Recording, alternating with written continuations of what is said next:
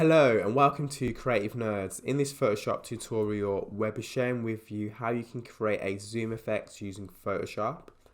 So we want to start off by selecting our object selection tool from our selection tool options. And we're simply going to select the car, and that will allow us to mask the car out. We're going to then scale up the image so it's slightly a little bit bigger, and just bring it down to the bottom of the canvas.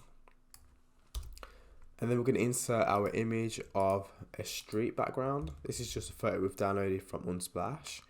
We're going to drag that underneath our car image, make the car a little bit bigger and centralized. We're going to select our street background, head over to filter, blur, radial blur, change the amount to become 29.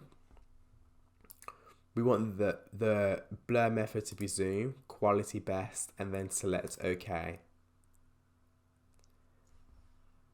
And there you go, you created a cool zoom effect, like the car's actually moving at speed in a matter of seconds. It's a great tutorial and an effect that you can use time and time again throughout your design projects. Thanks for watching and stay tuned to Creative Nerds for further quick tips on how to use Photoshop.